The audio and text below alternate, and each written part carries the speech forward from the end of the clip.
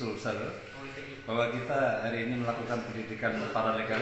Ini suatu momentum yang sangat bagus untuk kita sebagai warga. Salah satu faktornya adalah banyaknya teman-teman jurnalis yang selama ini yang kita tahu yang tersangkut dengan persoalan-persoalan hukum.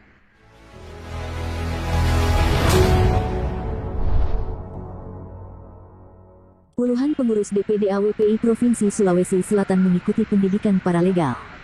Dewan Pimpinan Daerah Asosiasi Wartawan Profesional Indonesia (DPD AWPI) Provinsi Sulawesi Selatan menggandeng advokat dan konsultan hukum law firm Dr. Muhammad Nur, SH, MH dan asosiasi. Pendidikan paralegal yang diinisiasi oleh DPD AWPI Provinsi Sulawesi Selatan dan Dr. Muhammad Nur berlangsung di Citraland Hertasning, di kantor hukum law firm Dr. Muhammad Nur SH, MH dan asosiasi pada hari Jumat, tanggal 14 Januari tahun 2022 berlangsung selama 3 hari. Biasanya, kalau wartawan ya, iya, namanya juga milik polisi dalam hal penyelidikan karena muatan berita yang dibuat. Oper untuk mengungkap siapa sebenarnya, dari mana sebenarnya, padahal tidak boleh. Karena kewajiban seorang jurnalis untuk melindungi sumber berita itu dari mana. Maka diadulah antara sumber berita dengan jurnalisnya. Maka ini jadi bahaya. Sehingga sumber beritanya tidak dikenakan pidana, yang dikenakan pidana dan jurnalis yang akan bikin berita. Ini bahaya. Nah ini sering terjadi kan? Sering terjadi. Kenapa? Karena teman-teman tidak menggunakan hak sesuai dengan KUHP pasal 50 dan pasal 70. Ya, ada hak menolaknya wartawan. Sama.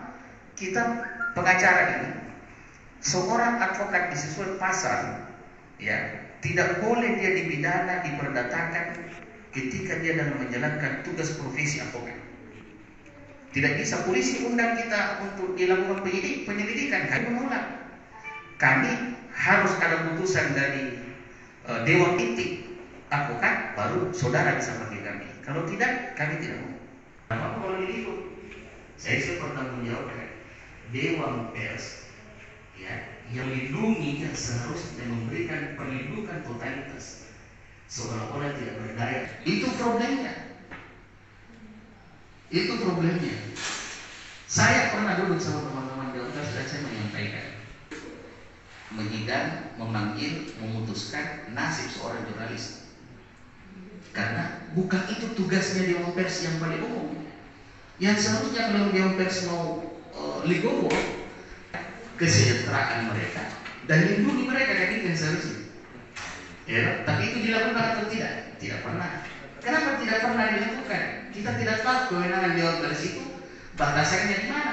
Kewenangan itu batasannya di mana? Apakah Dewan Pers kewenangannya hanya menyidang orang yang melakukan pelanggaran jurnalis, atau termasuk juga untuk memikirkan kesejahteraan jurnalis? Iya kan? Melakukan pendidikan paralegal. Ini suatu momentum yang sangat bagus untuk kita sebagai warga untuk menjadi pelopor ya di dalam akses masyarakat mendapatkan keadilan hukum di Indonesia, di mana Kementerian Hukum dan HAM sendiri mengharapkan bahwa masyarakat yang kesulitan mendapatkan keadilan harus ada pendampingan yang dilakukan oleh antara lain oleh para legal. Ini materi yang sangat bagus dan terima kasih. Mudah-mudahan APWI Sulsel bersama dengan Lopen, Dr. Muhammad Nur SH, MH dan asosiasi ini bisa bermanfaat untuk masyarakat, bukan hanya Sulawesi Selatan tetapi juga untuk Indonesia dalam hal menegakkan. Jadi salah satu faktornya adalah banyaknya teman-teman jurnalis yang selama ini yang kita tahu yang tersangkut dengan persoalan-persoalan hukum. Ya, apakah teman-teman jurnalis yang tidak mengerti mana produk hukum dan mana yang bukan, ataukah teman-teman jurnalis pembaca yang tidak mengerti mana produk hukum dan mana yang bukan produk hukum. Nah, dari situlah kami ingin memberikan support terhadap teman-teman jurnalis dengan mengikutkan mereka pendidikan paralegal agar supaya teman-teman jurnalis ini mengerti hukum, tahu hukum dan tahu tahapan-tahapan dalam proses-proses hukum. Jadi ke depan ini kita mau tidak ada lagi teman-teman jurnalis yang bermasalah dengan hukum karena anggap umpamanya kesalahan dalam membuat berita dan lain sebagainya. Nah, kita lakukan dengan paralegal ini untuk mendekatkan teman-teman jurnalis ini agar supaya mereka jauh memahami lagi ilmu hukum dan mereka juga memahami tentang penerapan pasal-pasal di dalam undang-undang jurnalis, namanya di pasal 50 KUHP, pasal 70 KUHP, agar supaya tidak serta-merta dia dipanggil polisi kemudian dia langsung menyerahkan diri ke polisi.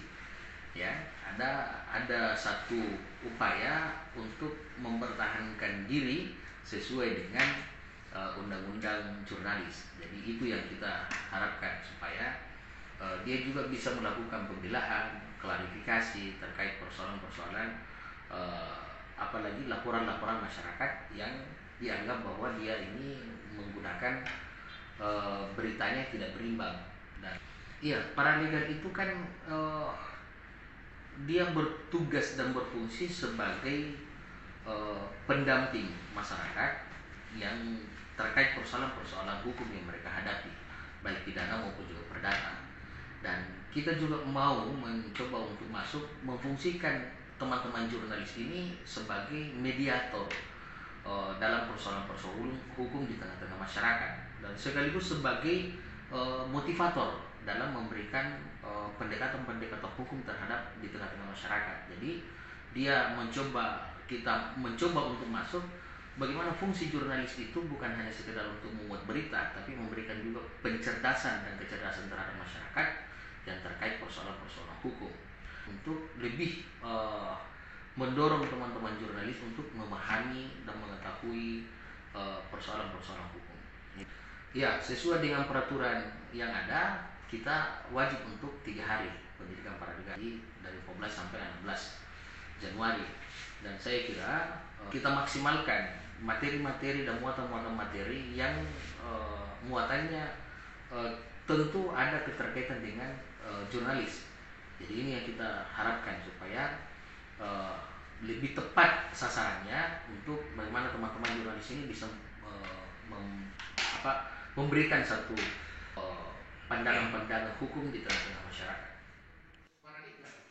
Pendidikan paralegal Angkatan 11 berbeda dengan angkatan sebelumnya. Peserta yang mengikuti pendidikan ini, khususnya dari jurnalis yang tergabung dalam organisasi Asosiasi Wartawan Profesional Indonesia (AWPI). Tujuan diadakan pendidikan paralegal ini untuk memberikan edukasi dan pemahaman hukum terhadap insan pers agar karya-karya jurnalis tidak lagi terjerat dengan Undang-Undang ITE. Sulawesi Selatan, Makassar, Radar Express Cufri Tutu.